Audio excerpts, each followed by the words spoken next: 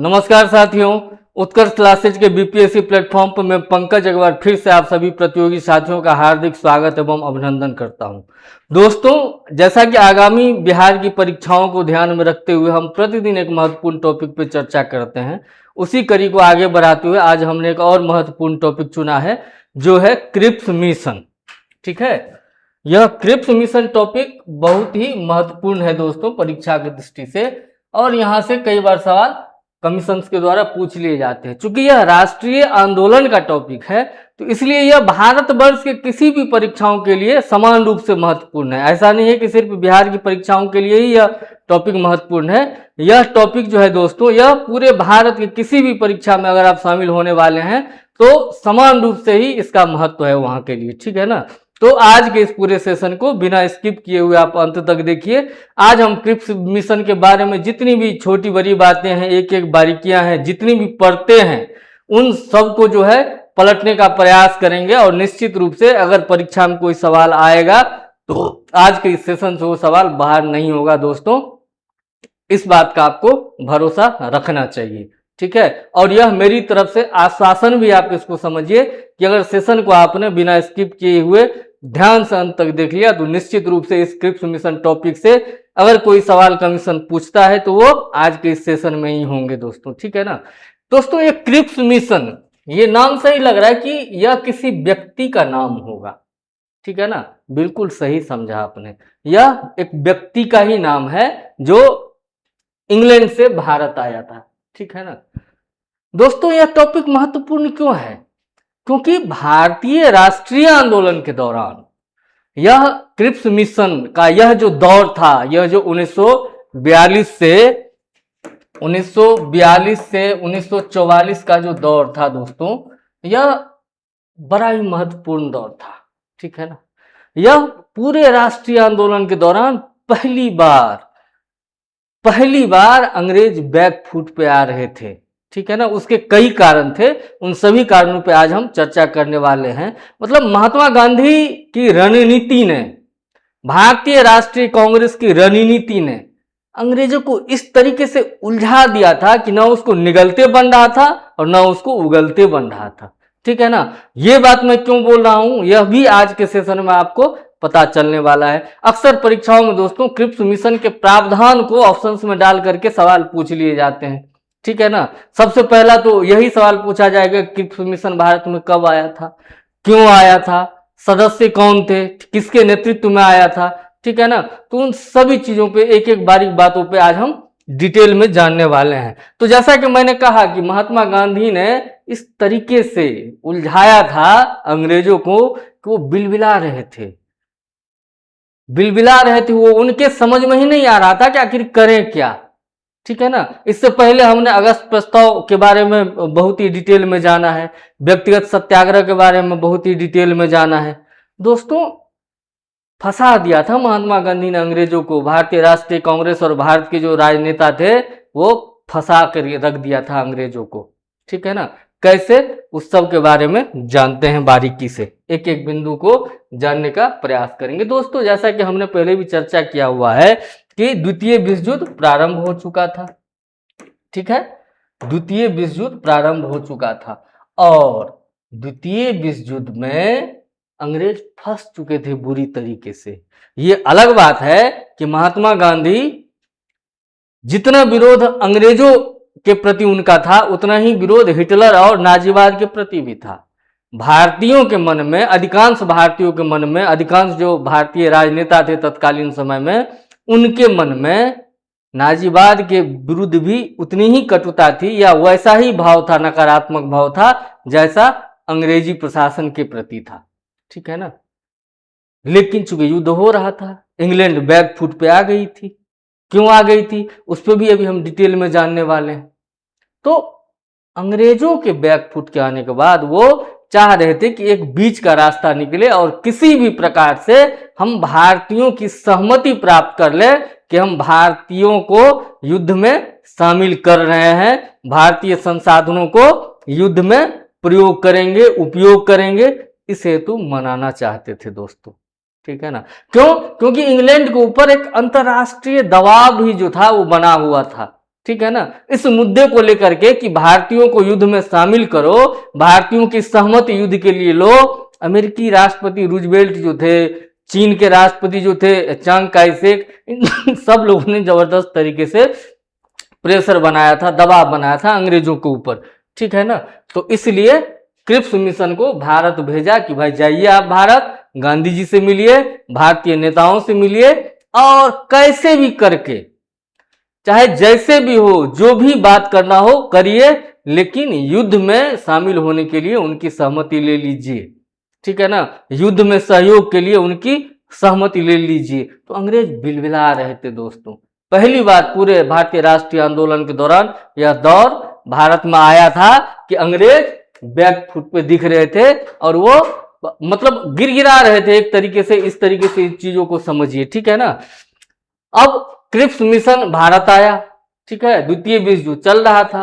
उद्देश्य क्या था? भारत के नेताओं का, भारत के जो राजनीतिक दल जो राष्ट्रीय आंदोलन का प्रतिनिधित्व कर रहे थे, उनका जो है समर्थन हासिल करना, ठीक है ना। लेकिन यह क्रिप्स मिशन जो है दोस्तों, यह एक असफल युद्धकालीन समझौते का प्रयास ही साबित हुआ। यह असफल हो गया। क्यों असफल हो गया, उसके बारे में भी हम बहुत डिटेल से अभी जानने वाले हैं। इस क्रिप्स मिशन ने दोस्तों डोमिनियन स्टेटस की बात की, जबकि भारतीय डोमिनियन स्टेटस की चर्चा से बहुत आगे निकल चुके थे। कब? 1929 ईस्वी में, ठीक है। 1929 ईस्वी में लाहौर अधिवेशन हुआ था कांग्रेस का, ठीक है। कहाँ हुआ था? रावी नदी के तट पर, और इसकी अध्यक्षता किसने की थी? नेहरू जी ने की थी, ठीक है। तो इसी समय जो है भारतीय नेता, भारतीय राष्ट्रीय कांग्रेस डोमिनियन स्टेटस के दर्जे वाली बात से आगे निकल चुके थे, ठीक है ना। 1928 ईस्वी में जब नेहरू रिपोर्ट लाई गई थी, तो उसमें डोमिनियन स्टेटस अधिराज्य की मांग की गई थी। डोमिनियन स्टेटस प्राप्त करने की बात की गई थी, अंग्रेजों के सामने यह प्रस्ताव रखा गया था, लेकिन अंग्रेजों ने नेहरू रिपोर्ट को स्वीकार ही नहीं किया।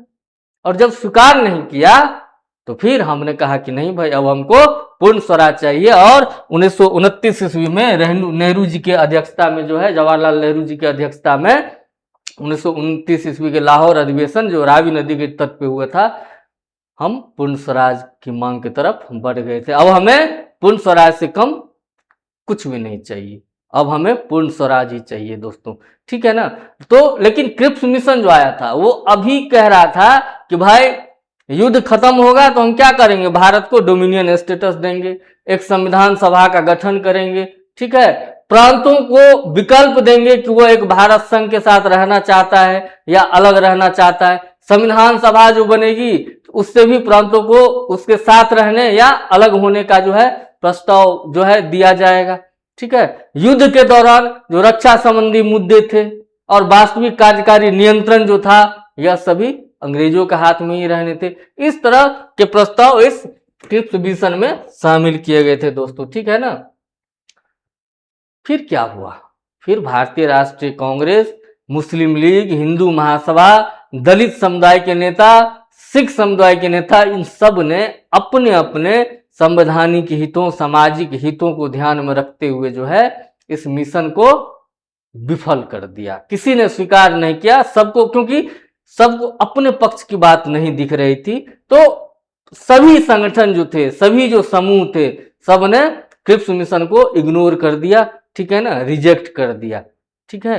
और जब क्रिप्स मिशन रिजेक्ट हो गया, क्रिप्स मिशन असफल हो गया, तो उसी समय क्या हुआ था कि तत्काल, चूंकि इसके प्रावधान में ही यह बात नहीं था, अंग्रेज, हम 1929 में पहुंच गए थे पूर्ण स्वराज पे, और अंग्रेज हमें क्रिप्स मिशन के समय 1942 ईस्वी में जो है वह कह रहा है कि हम डोमिनियन स्टेटस देंगे, ठीक है। इस समय युद्ध के समय चूंकि अब गांधी और भारतीय नेता तो समझ रहे थे कि ये तो फंस गया है, ऐसे दलदल में अंग्रेज फंस गया है कि वहां से वो निकल नहीं पा रहा है, वो लटका पड़ा है बीच में, फंसा पड़ा है बीच में, ठीक है ना। इसी समय भारतीय चाहते थे कि भाई तुम वास्तविक रूप से सत्ता का हस्तांतरण भारतीयों को करो, अगर इस बात में तुम सहमत हो तब तो हम अपना समर्थन देंगे, क्योंकि जितना विरोध तुम करते हो जर्मनी का, उतना ही विरोध हम भी करते हैं, हमें भी जर्मनी पसंद नहीं, हिटलर पसंद नहीं, नाजीवाद पसंद नहीं है। लेकिन ऐसा हुआ नहीं। तो दोस्तों यही घटना जो है, यह जो अगस्त 1942 में हुआ था, भारत छोड़ो आंदोलन, गांधीवादी आंदोलन था, इसकी पृष्ठभूमि तैयार की और लोग करो या मरो के नारे के साथ आगे बढ़ गए दोस्तों। ठीक है ना। तो यह हमने पृष्ठभूमि की बात करी है क्रिप्स मिशन के बारे में। अब एक बार इसको आगे लेकर के बढ़ते हैं, इसके सभी प्रावधानों की बात करते हैं, नेताओं की, विभिन्न सामाजिक संगठनों की प्रतिक्रियाओं की बात करते हैं दोस्तों।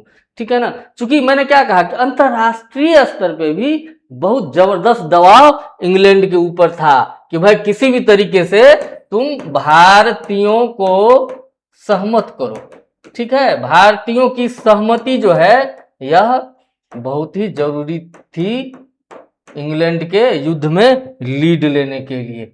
ठीक है ना। क्या हुआ कि 22 जून 1941 को जो जर्मनी था, नाजी जर्मनी, उसने सोवियत संघ पर आक्रमण कर दिया। ठीक है। इसके साथ ही 1941 में 7 दिसंबर को पर्ल हार्बर पर हमले के साथ जापान का धुरी राष्ट्रों की ओर से युद्ध में प्रवेश हो गया। अब जापान जो था यह भी युद्ध में शामिल हो गया और यह किसके तरफ से लड़ रहा था? धुरी राष्ट्रों की तरफ से। ठीक है ना। इसने 7 दिसंबर 1941 को पर्ल हार्बर पर हमला कर दिया था। ठीक है ना।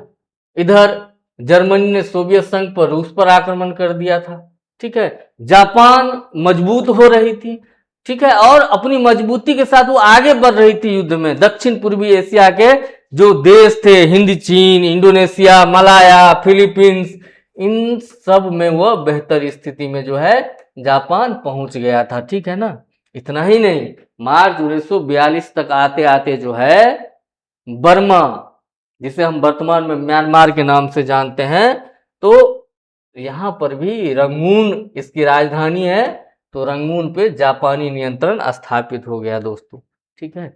अब जब यहाँ पे ये मान लेते हैं कि ये भारत है, यह क्षेत्र भारत है। ठीक है। यह इंडिया है और यह जो है यह उत्तर पूर्वी भारत का यह क्षेत्र है। ठीक है। तो अब यहाँ पर जो है रंगून, म्यांमार जो है वो इसी लोकेशन पे है ना, इसी लोकेशन पे है। तो अब क्या हुआ कि जब रंगून पर जापानी नियंत्रण स्थापित हो गया तो भारत की पूर्वी सीमा भी जो है दोस्तों असुरक्षित हो गई थी। क्यों? क्योंकि अब रंगून अब यहाँ तक आ ही चुका है, अब सीधे यहीं तो प्रवेश करना है, यहीं भारत में यहीं पे घुसना है इस लोकेशन में, यहाँ से इंडिया में उसका प्रवेश हो जाएगा। तो अंग्रेज बहुत डर गए दोस्तों। ठीक है ना।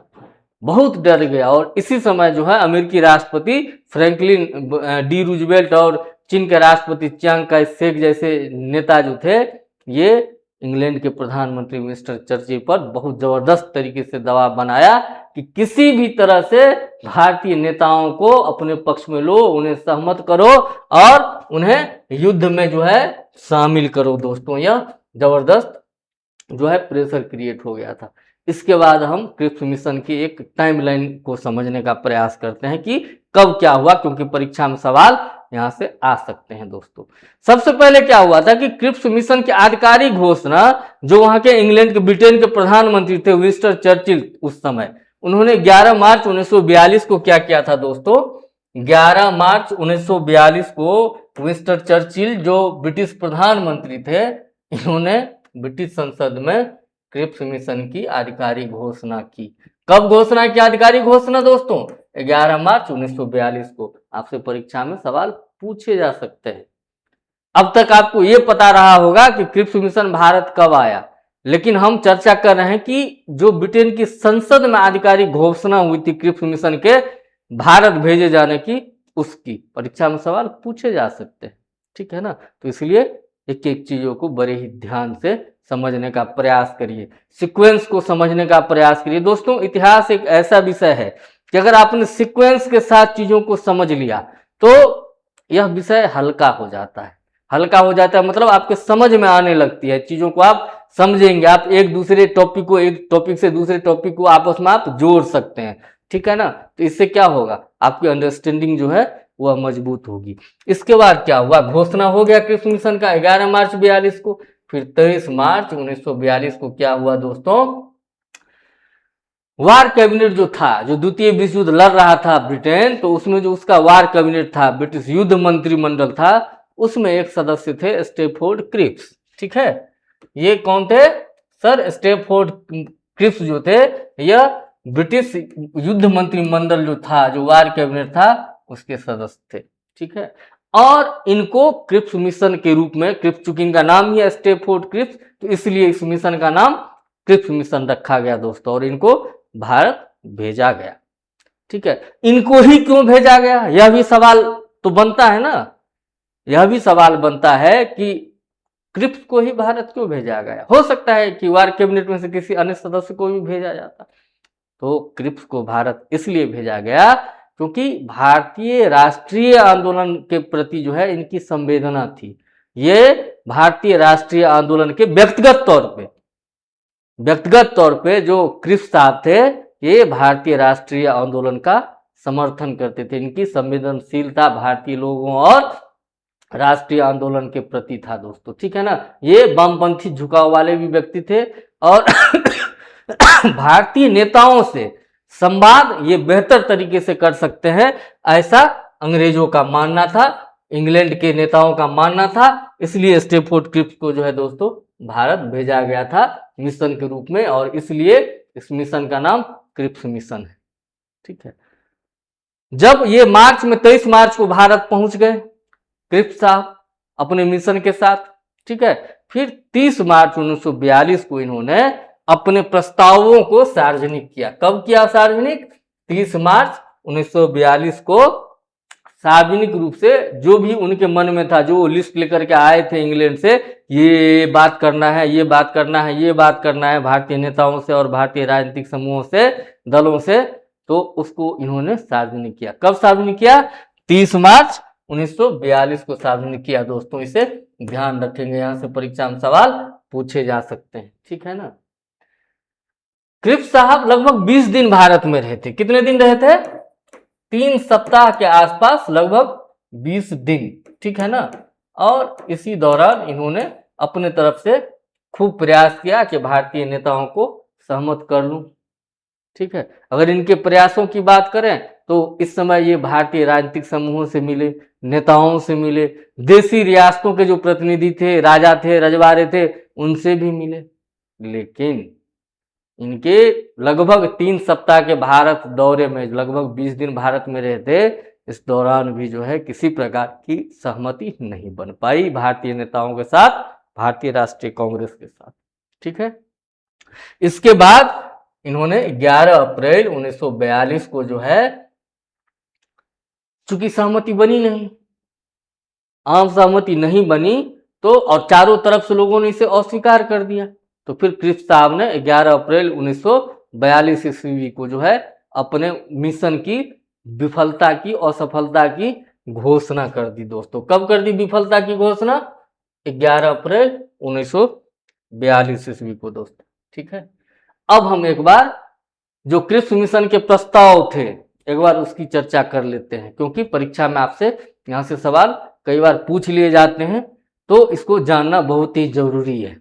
ठीक है, हो सकता है कि कूट बना करके दे दे, हो सकता है कि इनमें से कौन से सही हैं, क्रिप्स मिशन के संदर्भ में पूछ लेगा कि निम्नलिखित में से क्रिप्स मिशन के संदर्भ में कौन से कथन सही हैं या नहीं है। तो इसलिए चूंकि जो मेरा सेशन होता है वह एग्जाम सेंट्रिक होता है, एग्जाम ओरिएंटेड होता है, तो हम एक भी शब्द ऐसा नहीं बोलते जो आपके परीक्षा की दृष्टि से इंपॉर्टेंट नहीं है दोस्तों।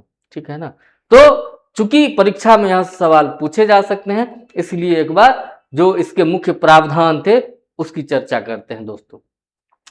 जो क्रिप्स साहब थे, इन्होंने 2 तरह की व्यवस्था की बात की। ठीक है, एक व्यवस्था क्या था? एक दीर्घकालिक व्यवस्था की बात की, दीर्घकालिक व्यवस्था की बात की, और दूसरा जो है वो अंतरिम व्यवस्था की बात की। ठीक है, अंतरिम व्यवस्था की बात की, 2 तरह की बात की थी क्रिप्स ने। ठीक है, जो अंतरिम व्यवस्था थी वो क्या थी? वो थी युद्ध के दौरान, अभी चूंकि युद्ध चल रहा था, तो इस दौरान जो व्यवस्था हम करना चाहते हैं, जिस तरीके से हम आगे बढ़ना चाहते हैं, उसको अंतरिम व्यवस्था के अंतर्गत उन्होंने शामिल किया।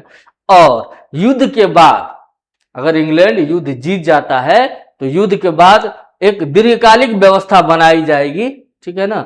ये बात भी क्रिप्स के मिशन में जो उनके प्रावधान थे उसको इसी तरीके से व्यवस्थित किया गया था दोस्तों, ठीक है ना। तो पहला बात जो था कि युद्ध के समाप्ति के बाद जो है डोमिनियन स्टेटस भारत को दिया जाएगा। उनको ये बात समझना चाहिए था इस प्रस्ताव को लाने से पहले कि भाई भारतीय तो 1929 में ही लाहौर अधिवेशन में पूर्ण स्वराज और पूर्ण संता की तरफ बढ़ गए थे, तो अब तो इस बात का कोई औचित्य ही नहीं है। तो इसलिए पहला पॉइंट इसीलिए कट गया, ठीक है। उसके बाद जो है डोमिनियन स्टेटस के साथ साथ जो क्रिप्स महोदय ने कहा था कि भाई हम आपको यह भी अधिकार देंगे कि आप ब्रिटिश राष्ट्रमंडल से अलग हो सकते हैं, अपनी मर्जी से किसी भी जो इंटरनेशनल ऑर्गेनाइजेशन हैं, अंतर्राष्ट्रीय संगठन हैं, उनमें शामिल हो सकते हैं, ठीक है। ये प्रस्ताव क्रिप्स ने दिया था, ठीक है। लेकिन कहीं भी पूरे क्रिप्स प्रस्ताव में जो है दोस्तों पूर्ण स्वराज का जिक्र नहीं था कि युद्ध खत्म भी हो जाएगा, अभी तो युद्ध चल ही रहा है, युद्ध खत्म भी हो जाएगा तब भी हम भारतीयों को पूर्ण स्वराज देंगे, इस बात का कहीं पे जिक्र नहीं था। इसलिए यह जानना महत्वपूर्ण हो जाता है आपसे। यहीं से परीक्षा में आपको कंफ्यूजन पैदा होगा, यहीं से कंफ्यूज करेगा कमीशन, आपसे सवाल पूछा जाएगा, ठीक है ना। लिख देगा कि किस प्रस्ताव में पूर्ण स्वराज की स्पष्ट घोषणा का उल्लेख था या पूर्ण स्वराज दिए जाने की बात की गई थी, यह गलत होगा। क्यों? क्योंकि किस प्रस्ताव में कहीं पे भी पूर्ण स्वराज देने की बात नहीं थी। हाँ, ये था कि आप जो है ब्रिटिश राष्ट्रमंडल से जो है कॉमनवेल्थ से अलग हो सकते हैं, डोमिनियन स्टेटस आपको मिलेगा, लेकिन भारतीय नेताओं ने इसे खारिज कर दिया। उसका भी हम बिंदुवार एक एक करके सभी बिंदु का चर्चा करेंगे, ठीक है। उसके बाद जो किस प्रस्ताव में शामिल था वो क्या कि एक संविधान सभा का गठन किया जाएगा, ठीक है। और संविधान सभा का जो गठन किया जाएगा तो संविधान सभा के सदस्यों का चुनाव जो है प्रांतीय विधानसभाओं के निचले सदन के सदस्यों द्वारा आनुपातिक प्रतिनिधित्व प्रणाली के आधार पे किया जाएगा, ठीक है ना। आनुपातिक प्रतिनिधित्व प्रणाली के आधार पे जो है विधानसभा के निचले सदन के सदस्यों के द्वारा जो है चयन किया जाएगा, किसका? संविधान सभा के सदस्यों का। यह क्रिप्स प्रस्ताव में कहा गया था। इसके साथ ही रियासतों के संबंध में भी प्रावधान था, ठीक है। सभी देशी रियासतों को जो है संविधान सभा में शामिल किया जाना था, लेकिन चूंकि एक देखिए जो दो प्रावधान है, यही दोनों प्रावधान विरोधाभासी हैं। एक तरफ अंग्रेज क्या कर रहे हैं, एक तरफ क्रिप्स साहब कह रहे हैं अपने प्रस्ताव के माध्यम से कि हम अनुपातिक प्रतिनिधित्व प्रणाली के द्वारा विधानसभा के निचले सदन के सदस्यों के द्वारा जो है क्या करेंगे, चुनाव करेंगे संविधान सभा के सदस्यों का, ठीक है। ये सुर था ब्रिटिश भारत के लिए।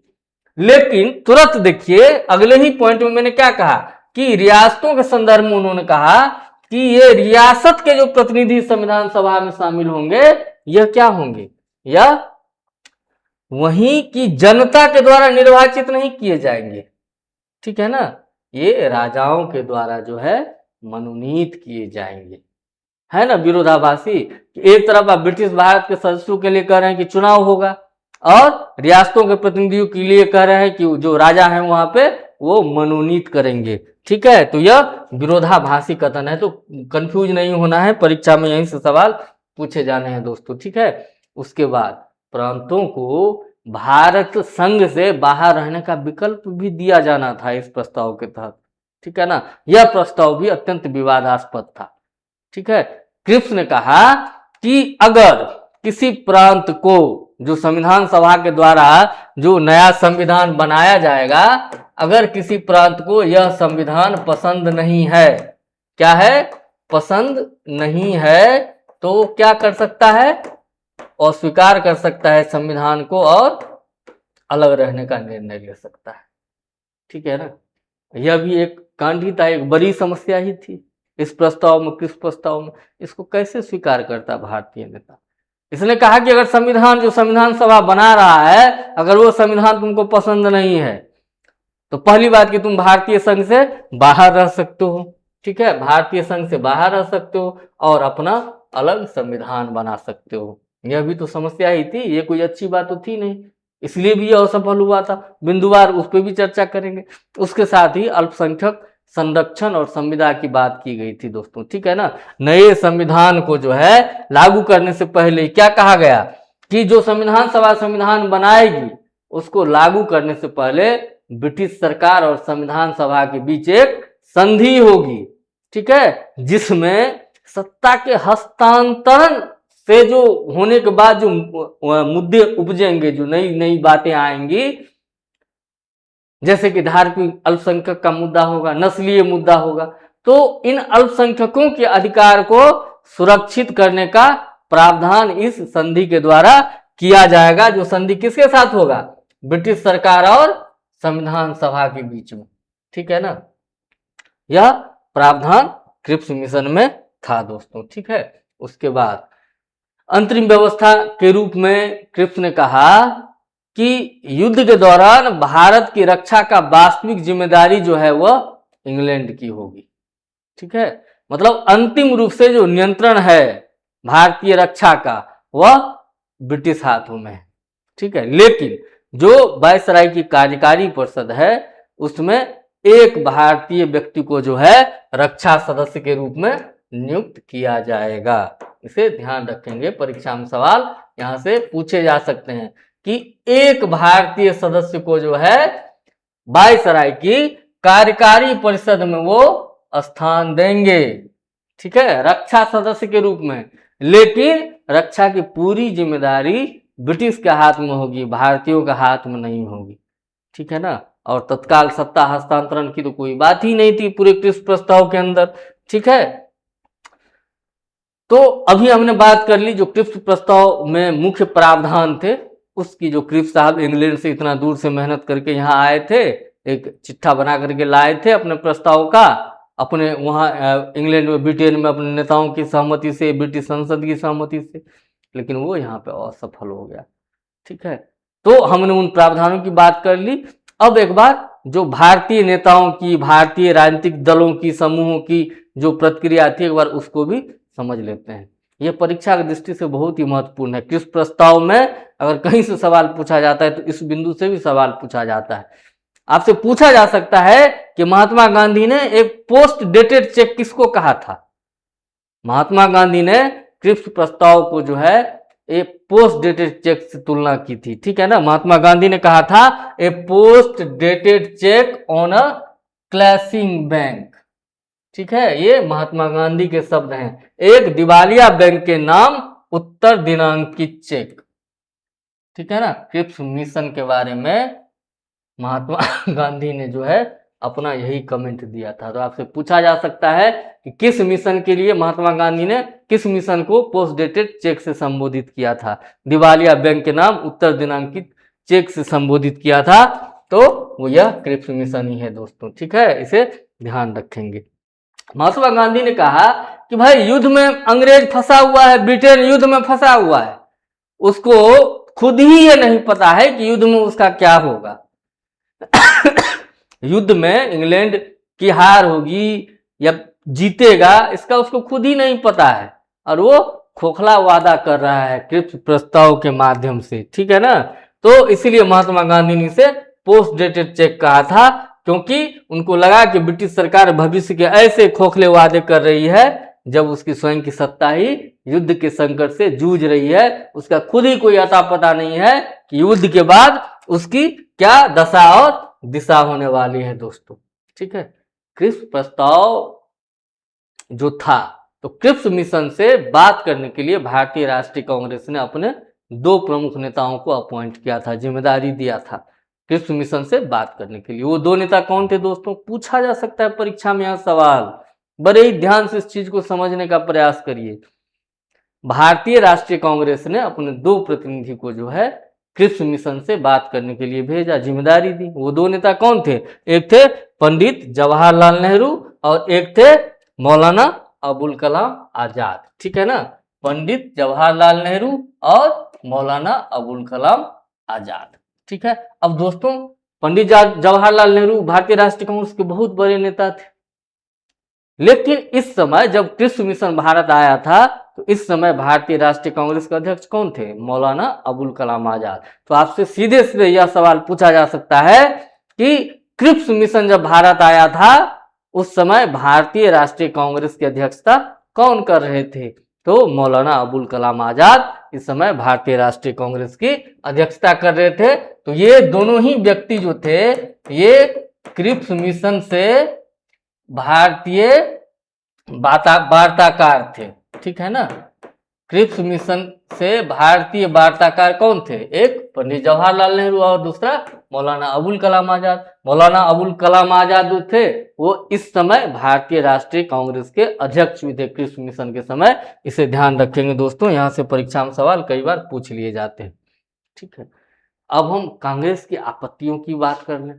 दोस्तों मैं प्रयास करता हूं कि संबंधित टॉपिक के जितने भी डायमेंशंस हो सकते हैं उन सब पे चर्चा करूं, सबको कवर करूं अपने सेशन के दौरान, ताकि अगर यह प्रश्न आपसे मुख्य परीक्षा में भी पूछ लिया जाए तो आप उसको लिखने में कंफर्ट फील करें, ठीक है ना। क्यों? क्योंकि एक एक चीज आज के इस पूरे सेशन में ही कवर है, या प्री के लिए भी उतना ही महत्वपूर्ण है जितना मेंस के लिए महत्वपूर्ण है।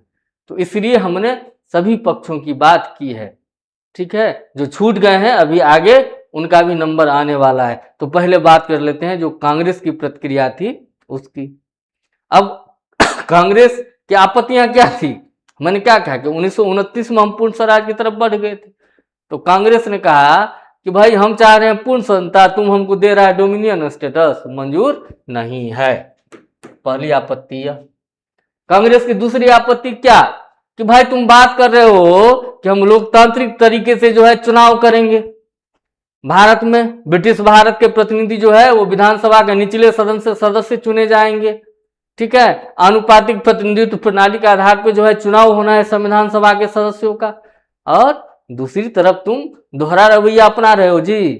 तुम कह रहे हो कि जो रियासत के जो रजवाड़े हैं, जो राजा हैं, वो रियासतों के प्रतिनिधि को चुनेंगे नहीं, मनोनीत करेंगे। मनोनीत किसको किया जाता है भाई? जो उनके फेवरेट होंगे उसको मनोनीत कर देंगे, उनको क्या फर्क पड़ता है, वो तो राजा है ही ऑलरेडी। उनकी जो रजवाड़ा है, जो राजशाही उनकी चल रही है, राजतंत्रात्मक व्यवस्था वो स्थापित करके क्षेत्र विशेष में बैठे हुए हैं, तो उनको क्या दिक्कत था इससे, ठीक है ना। तो कांग्रेस ने इसका भी पुरजोर विरोध किया कि भाई लोकतांत्रिक तरीके से जो है चुनाव होना चाहिए, ठीक है ना। तुम जो कह रहे हो कि वो मनोनीत कर लेंगे, जो राजा है रियासत के वो मनोनीत कर देंगे, तो ये भी नहीं चलेगा। तो ये पॉइंट भी कट गया। यह भी कांग्रेस की आपत्ति थी, ठीक है। तीसरी आपत्ति क्या थी?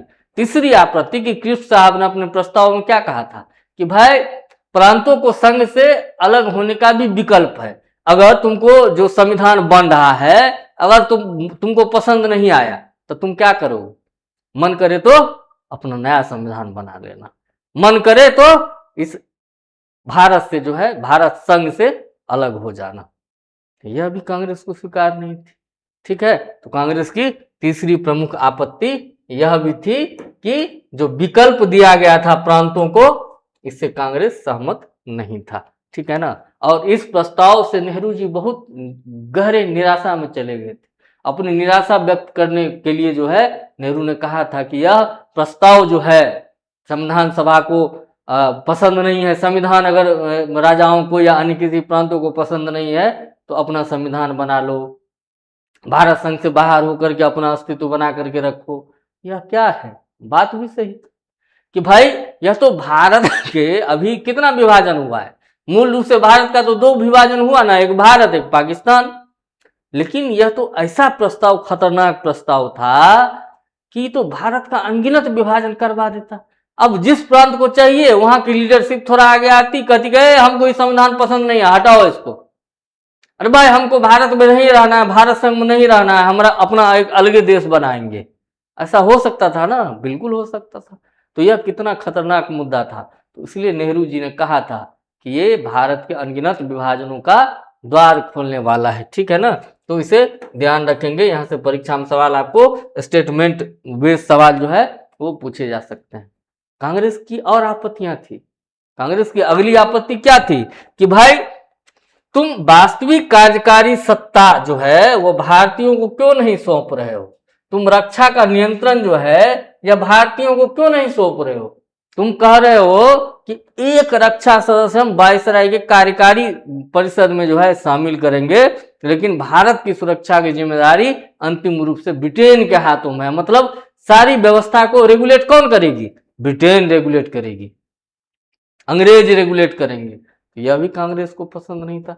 जाहिर सी बात है आपको भी पसंद नहीं होगा ना। जितने प्रावधानों की हमने बात करी है, आप बताइए जरा कि आपको पसंद है भारत के संदर्भ में कि भारत में जिसको मन नहीं करे संविधान मानने का तो अलग संविधान बना लेगा, जिसको मन नहीं करेगा भारत संघ में रहने का तो वो अपने देश अलग देश बना लेगा। छोटा छोटा प्रांत है, रियासत है, लेकिन बना लेगा, अपना झंडा बना लेगा, अपना देश बना लेगा, अलग अस्तित्व, अपना मुद्रा चलाने लगेगा। आपको पसंद आ रहा है क्या? नहीं आ रहा है ना। जाहिर सी बात है पसंद नहीं आएगा। तो जब आपको नहीं पसंद आ रहा है तो उस समय जो इन परिस्थितियों से जूझ रहे थे उनको कैसे पसंद आता? तो इसलिए कांग्रेस को भी पसंद नहीं आया। कांग्रेस को तब पसंद नहीं आया, आपको आज पसंद नहीं आ रहा होगा। समझ रहे हैं? तो ये सभी जो है यह कांग्रेस की प्रमुख आपत्तियां थी दोस्तों। ठीक है, अब बात कर लेते हैं मुस्लिम लीग की आपत्ति की। अब मुस्लिम लीग, जिन्ना हावी थे मुस्लिम लीग के ऊपर। जिन्ना, मोहम्मद अली जिन्ना जो थे वो हावी हो गए थे।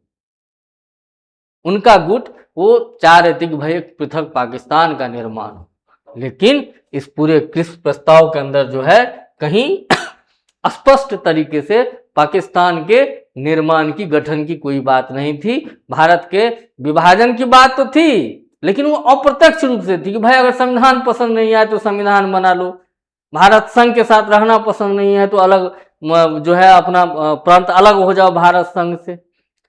तो ऑफिशियली कहीं पे पाकिस्तान के निर्माण की बात किस प्रस्ताव में नहीं थी, लेकिन जिन्ना के मन में भी तो बुलबुले फूटने लगे होंगे कि भाई कम से कम संविधान अलग करने की तो बात है, प्रांत को अलग करने की तो बात है, हो सकता है कि भविष्य में यही पाकिस्तान निर्माण का आधार बन जाए, क्या पता।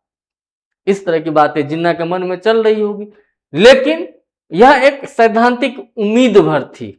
ठीक है ना, स्पष्ट रूप से पाकिस्तान के निर्माण की पेशकश नहीं की गई थी, किस प्रस्ताव में इस बात का कोई जिक्र नहीं था। तो यही आपत्ति किसकी थी? मुस्लिम लीग की थी। मुस्लिम लीग की यही आपत्ति थी कि पाकिस्तान के निर्माण संबंधी कोई प्रावधान इसके अंदर नहीं है। ठीक है, उसके बाद बात कर लेते हैं हिंदू महासभा की। हिंदू महासभा ने कहा कि भाई भारत संघ से अलग कुछ नहीं होगा, भारत जो है यह अखंड भारत रहेगा। यह राष्ट्रीय एकता पे जो तुम चोट कर रहे हो ये गलत बात है, ऐसा हम नहीं होने देंगे। यह कह के जो है अखंड भारत की बात कह के हिंदू महासभा ने विरोध कर दिया इसका। ठीक है, जो दलित नेता थे डॉक्टर भीमराव अंबेडकर, उन्होंने और दलित पक्ष के अन्य नेताओं ने भी जो है इसे खारिज कर दिया। उनका क्या कहना था कि भाई अगर तुम सरकार बना दोगे संविधान बन जाएगा, सरकार बना दोगे तो बहुसंख्यक सरकार के अंदर जो अनुसूचित जाति हैं, जो दलित हैं, उनके सुरक्षा के लिए पर्याप्त प्रावधान जो है नहीं किया गया है। न ही उनके राजनीतिक प्रतिनिधित्व की बात की गई है, न उनके पृथक राजनीतिक संरक्षण की बात की गई है। और जैसा कि दोस्तों आप जानते हैं कि जब पूना समझौता हुआ था तो पूना समझौता अब किनके बीच हुआ था? महात्मा गांधी और बी आर अम्बेडकर के बीच में हुआ था। तो उस समय भी जो है दलितों के प्रतिनिधित्व को जो है बढ़ाया गया था। ठीक है, लेकिन कृषि मिशन में ऐसी कोई व्यवस्था नहीं थी, तो इसलिए भीमराव अंबेडकर ने जो है दोस्तों इसे खारिज कर दिया। अब बात कर लेते हैं सिख समुदाय का क्या सोचते थे। भाई पंजाब के सिख नेताओं ने सोचा कि अगर प्रांतों को अलग होने का विकल्प दे रहे हैं तो इसके तहत क्या होगा, जो पंजाब का मुस्लिम बहुल क्षेत्र है उसके भारत से अलग होने का खतरा रहेगा। और जब वो भारत से अगर मान लो कि अलग हो गया तो क्या होगा, पंजाब के अंदर जो सिख समुदाय हैं यह पूरी तरह से असुरक्षित हो जाएंगे, क्योंकि आबादी दो हिस्सों में बट जाएगी। इसके साथ ही जो उदारवादी नेता थे उनकी भी अपनी चिंताएं थी। उदारवादी नेताओं का मानना था कि भाई प्रांतीय अलगाव का यह प्रस्तावित विकल्प जो है यह भारत की सुरक्षा और राष्ट्रीय एकता को छिन्न भिन्न कर देगा। ठीक है ना, तो इस प्रकार जितने भी पक्ष थे इन सबों ने जो है अपनी प्रतिक्रिया व्यक्त की और किसी ने भी कृषि मिशन को जो है अपना सपोर्ट प्रदान नहीं किया दोस्तों। ठीक है, ये हमने आपत्तियों की बात करी। अब एक बार इसके विफलता के जो मुख्य कारण थे एक बार उसको समझ लेते हैं। मुख्य कारण तो वही था, लेकिन जो राजनीतिक जिसकी हमने अभी चर्चा की है, कांग्रेस की आपत्तियों, जो क्रिप्स मिशन के अंदर जो उसके प्रस्ताव थे, क्रिप्स प्रस्ताव थे, उसी के अंदर ऐसे जो विरोधाभासी चीजों को शामिल किया गया था, प्रावधान बनाया गया था, तो वो किसी भी हाल में जो है वह स्वीकार्य नहीं था। ठीक है, और जो चर्चिल थे, मिस्टर चर्चिल, वो भी दुनिया को सिर्फ दिखाना चाहते थे, एक दिखावटी भर था क्रिप्स मिशन का भारत भेजा जाना। वो अंतर्राष्ट्रीय समुदाय को यह दिखाना चाह रहे थे कि भाई हमने तो प्रयास किया, अब भारत मान नहीं रहा है तो मैं क्या करूं। ठीक है, तो वो दिखावटीपन का जो है पर्याय था यह क्रिप्स मिशन। ठीक है, अगर हम इसका मूल्यांकन करें तो यही निकल करके आता है। ठीक है, क्रिप्स मिशन की विफलता का सबसे मुख्य कारण जो है ब्रिटिश सत्ता के युद्ध के तात्कालिक संकट के दौरान वास्तविक शक्ति छोड़ने को बिल्कुल तैयार नहीं होना था। भारतीय ने कहा ना कि भाई नियंत्रण हमारे हाथ में दो, तब हम तुमको सहमति देंगे, लेकिन इंग्लैंड छोड़ने को तैयार नहीं था। जो अधिकार था, रक्षा का अधिकार था, क्यों? क्योंकि उसको भी डर था ना कि अगर हम इसके हाथ में नियंत्रण मान लो दे दे और फिर ये अगर हमारी बात मानना छोड़ दे तो क्या होगा, तो दिक्कत होगी।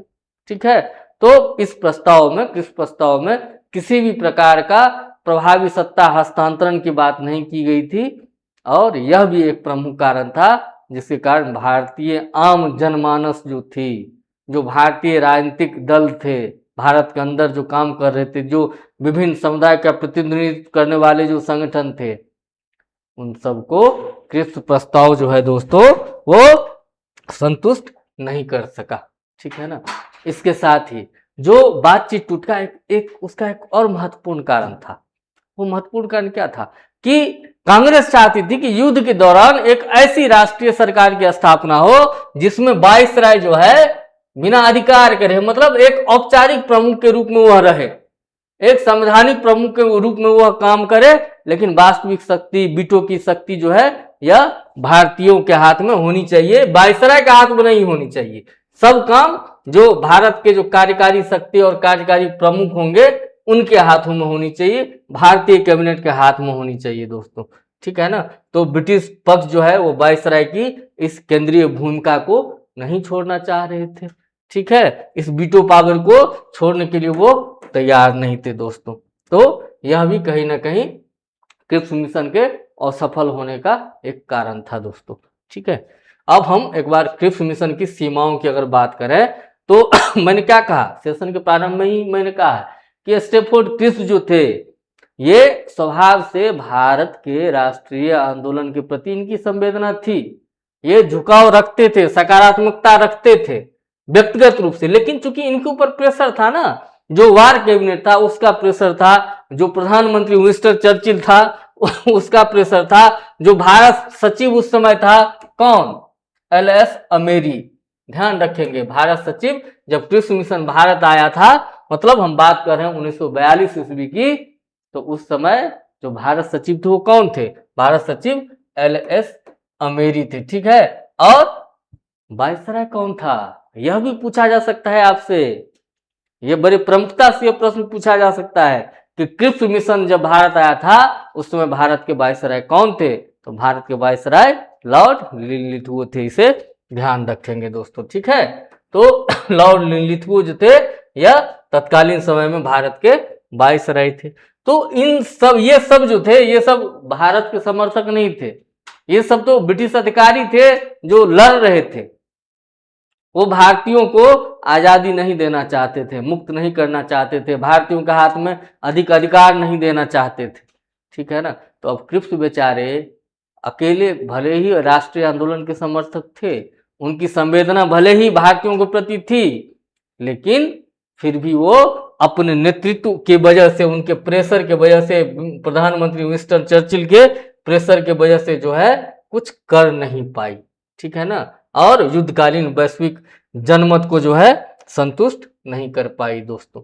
ठीक है, यह मिशन असफल हो गया। लेकिन जो भारतीय संवैधानिक विकास की अगर हम बात करें तो उसमें कहीं ना कहीं इसका छाप दिखता है, इसका प्रभाव दिखता है। पहली बार क्या हुआ कि संविधान सभा को उन्होंने स्वीकृति दी थी कि युद्ध के बाद जो है एक संविधान सभा का गठन किया जाएगा।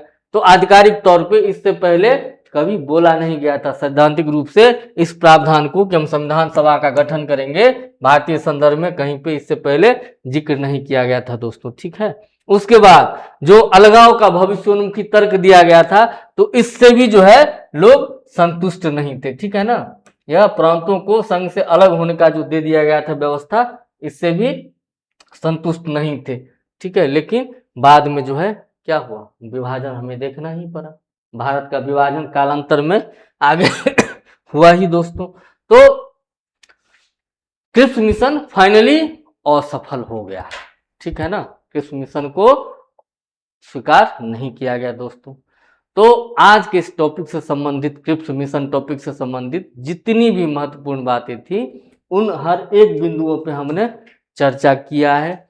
सारे जो खुले हुए कॉन्सेप्ट थे और जो छुपे हुए कॉन्सेप्ट थे, एक एक करके सब कुछ जानने का प्रयास किया है दोस्तों। तो निश्चित रूप से अगर इस टॉपिक से परीक्षा में सवाल पूछे जाते हैं तो वो इस सेशन से बाहर नहीं होंगे। आप बिना स्किप किए हुए पूरे सेशन को देखिए। निश्चित रूप से परीक्षा हॉल में आपको अगर इस टॉपिक से सवाल पूछे जाएंगे तो आपके चेहरे पे मुस्कान का कारण बनेंगे, क्योंकि उस सभी सवालों का उत्तर आज के इस सेशन में आपको मिलने वाला है। आप पूरे सेशन को बिना स्किप किए हुए अंत तक देखिए। हम फिर जल्द ही एक नए महत्वपूर्ण टॉपिक के साथ मिलते हैं दोस्तों। आपके अगर कोई सलाह और सुझाव है तो आप अपने कमेंट के माध्यम से हमें जरूर बताइए, उससे हमें मदद मिलेगी आपके भावनाओं को समझने में, ठीक है, और आपकी अपेक्षाओं को समझने में। तो आप अपने महत्वपूर्ण कमेंट के द्वारा अपने विचारों से भी हमें अवगत करवाते रहिए। जल्दी फिर एक नए महत्वपूर्ण टॉपिक के साथ मिलते हैं। जय हिंद।